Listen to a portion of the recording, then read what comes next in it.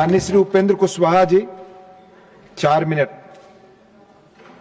महोदय, मैं महामहिम राष्ट्रपति जी के अभिभाषण पर जो धन्यवाद का प्रस्ताव आया है, उसके समर्थन में अपनी पार्टी राष्ट्रीय लोक मोर्चा की ओर से बोलने के लिए खड़ा हुआ हूँ।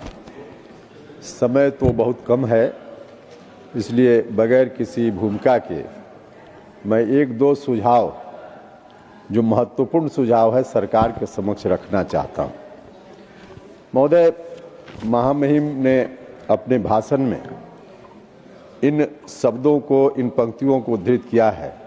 उन्होंने कहा, अतीत के क्षणों को याद करते हुए जब देशवासी अतीत के ऐसे महान पड़ावों और अपने पूर्वजों के महान योगदान को याद करते हैं तो नई पीढ़ी को प्रेरणा मिलती है। ये प्रेरणा विकसित भारत की ओर हमारी यात्रा को गति देती है। महोदय, महामहिम ने इन पंक्तियों के माध्यम से हमें संदेश दिया है।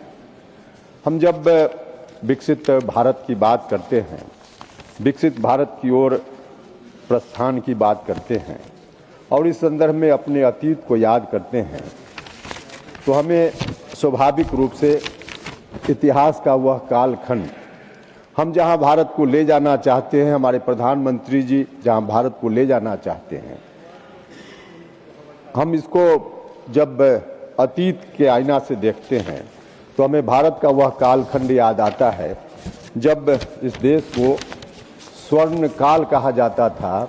वह कालखंड स्वर्ण काल के नाम से जाना जाता था। सोने की चिड़िया इस देश को कहा जाता था। महोदय, वह मौर्य काल था। उस वक्त जो हमारे देश की सीमा थी, अब तक सबसे बड़ी सीमा मौर्य काल के समय के साम्राज्य में हमारे देश की थी। तब बांग्लादेश, भूटान, अफगानिस्तान, नेपाल सब भारत की सीमा में हुआ करता था।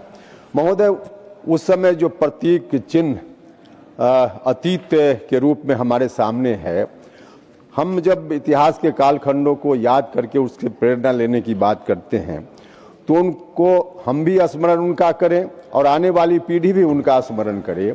इसके लिए हमारी ड्यूटी बनती है, हम सब की ड्यूटी बनती है कि उन कालखंडों पर जो धूल पड़ा है उसको हम झाड़ें, पोछें, उसको साफ करें, उसको जीवंत बनाने का काम करें। और इस दृष्टि से वह जो साम्राज्य चलता था, मौर्य काल का साम्राज्य चलता था, उसकी राजधानी पाटलिपुत्र हुआ करती थी, जो आज पटना के नाम से जाना जाता है। पाटलिपुत्र जब हम कहते हैं तो हमारा सीना चौड़ा होता है, हम गर्व महसूस करते हैं, हम प्राउड महसूस करते हैं।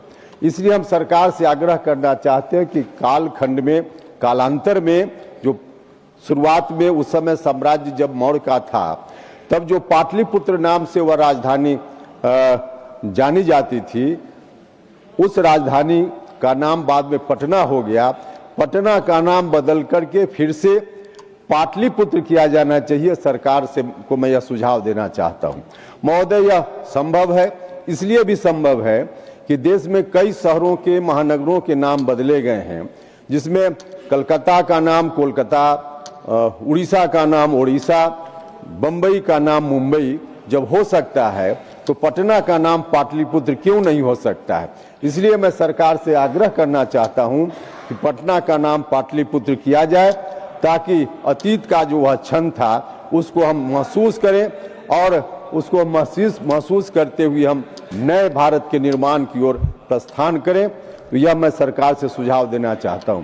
महोदय, और भी कुछ कहना चाहता था, लेकिन समय, आप घंटी बजाने वाले हैं, इसलिए पहले ही मैं आपका बहुत बहुत धन्यवाद करता हूं। आपने समय दिया बोलने के लिए, और फिर से राष्ट्रपति जी के अभिभाषण के समर्थन में जो प्रस्ताव आया है उसका मैं अपनी पार्टी की ओर से समर्थन करता हूं। बहुत बहुत धन्यवाद। धन्यवाद माननीय उपेंद्र जी।